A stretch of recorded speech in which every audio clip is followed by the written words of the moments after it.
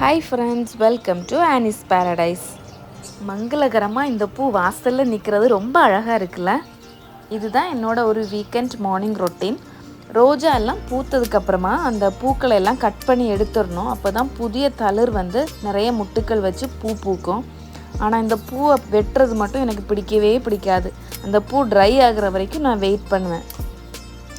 இது பார்த்திங்கன்னா ஒரு எல்லோ கலர் ரோஸ். இது இந்த மாதிரி பூக்களெல்லாம் கட் பண்ணி எடுத்துட்டேன். இப்போ பாருங்கள், நிறைய புதிய தளிரெல்லாம் வந்திருக்கு. ஆனால் என்ன, யூஏயில் சம்மர் ஸ்டார்ட் ஆகிடுச்சு. இதெல்லாம் இனி எப்படி சர்வைவ் ஆக போகுதுன்னு நினச்சாலே பயமாக தான் இருக்குது. இந்த ஜெவந்தி பார்த்திங்கன்னா 3 இயர்ஸாக வச்சுருக்கேன். அதோட தைகள் வரும்போது அதை எடுத்து வேறு பாட்டில் மாற்றி வச்சுப்பேன். அப்படியே இப்போ நிறைய வச்சுருக்கேன். செடியெல்லாம் நல்லா வருதோ இல்லையோ, ஆனால் அந்த புல்லுக்கு மட்டும் ஒரு பஞ்சமுமே இல்லை. அப்படியே எல்லா தொட்டியில் உள்ள புல்லையும் பிடுங்கி எடுத்துடணும். அப்புறம் பார்த்திங்கன்னா இந்த முல்லை வந்து கட் பண்ணி விட்டுருந்தேன். இப்போ அதில் நிறைய தளிர் விட்டு இப்போ மொட்டுகளெல்லாம் வர ஆரம்பிச்சிருக்கு.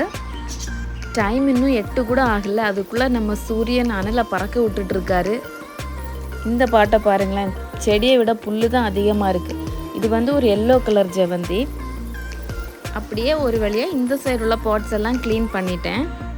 என்னோடய வீடியோ பார்க்குறவங்க எல்லாருக்கும் தேங்க்யூ. சப்ஸ்கிரைப் பண்ணி சப்போர்ட் பண்ணுங்கள். இந்த பர்பிள் கலர் ஃப்ளவர் யாருக்கெல்லாம் பிடிச்சிருக்குன்னு சொல்லுங்கள். ஆனால் இந்த ஃப்ளவரோட பேர் என்னன்னு எனக்கு தெரியாது.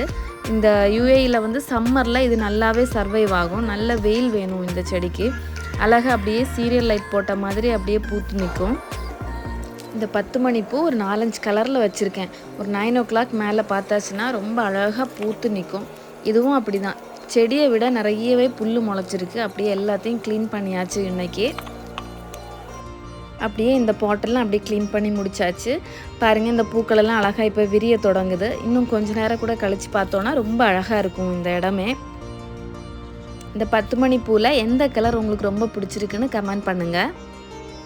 இவங்க தான் இப்போ குயின் ஆஃப் த கார்டன் மாதிரி அப்படியே ஷைனிங்காக நிற்கிறாங்க. இது வந்து டெசர்ட் ரோஸ். ரொம்பவே நல்லா வரும் இங்கே. இதுவும் அந்த மாதிரி தான். ரொம்ப மெயின்டெனன்ஸ் எல்லாம் தேவையில்லை. ஆனால் ட்ரிம் பண்ணி விடணும். அப்போ இந்த மாதிரி அழகாக பூத்து நிற்கும். இது நம்மளோட கேரட். ஒரு 4-5 செடி அப்படியே விட்டு வச்சேன். இதுக்கு முன்னாடி நான் ஹார்வெஸ்ட் பண்ண வீடியோ போட்டிருந்தேன், ஷார்ட்ஸில் இருக்குது, பார்க்காதவங்க பாருங்கள்.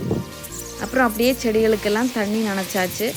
தண்ணி நனைக்கும் போது ஒரு டிப் என்னென்னா, இந்த மாதிரி ஸ்ப்ரே பண்ணுற மாதிரி தண்ணி நனைங்க. அப்போ இன்னும் செடிகள் நல்லா வரும். அப்புறம் இந்த புல்லெல்லாம் எடுத்துகிட்டு போய் கோழிகளுக்கு போட்டாச்சு. இந்த சீசனோட லாஸ்ட் ஹார்வெஸ்ட் இதாக தான் இருக்க போகுதுன்னு நினைக்கிறேன். ஒரு 4-5 தக்காளி நிற்குது, அதெல்லாம் பறிச்சிடலாம். அதுலேயும் ஒரு 2-3 எலி என்னமோ கடிச்சு வச்சுருக்கு. செடியெல்லாம் பார்த்திங்கனாலே தெரியும், ஆல்ரெடி எல்லாமே ட்ரை ஆக ஆரம்பிச்சிட்டு. இனி அடுத்த ஒரு 4-5 மாதத்துக்கு இங்கே சூரிய தாண்டவம் தான். அதனால் எந்த செடியுமே இங்கே வராது. இந்த கேப்சிகம் பாருங்களேன், எங்கடா நான் ஃபீல் பண்ணிடக்கூடாதுன்றதுக்காக ஒரே ஒரு கேப்சிகம் வந்திருக்கு. ஆக்சுவலி ஒரு காய்னா கூட அதுவே ரொம்ப சந்தோஷம்தான் நமக்கு. நம்ம வீட்டில் ஸ்பேஸ் இல்லைனா கூட ஒரு சின்ன பாட் வச்சு ஏதாச்சும் ஒரு செடி வளர்க்குறது ரொம்பவே நல்லது. அது நம்மளோட மென்டல் ஹெல்த்துக்கு இன்டைரக்டாக ரொம்பவே ஹெல்ப் பண்ணும். அப்படியே இன்றைக்கான கார்டன் வேலைகளெல்லாம் முடிச்சாச்சு. இது தாங்க இன்னையோட கார்டன் ஸ்பெஷல். என்னோடய கார்டன் பிடிச்சிருந்துச்சுன்னா லைக் பண்ணி சப்ஸ்கிரைப் பண்ணி சப்போர்ட் பண்ணுங்கள். அப்படியே அவங்களுக்கான ஷேரையும் கொடுத்தாச்சு. Thanks for watching. Have a pleasant day.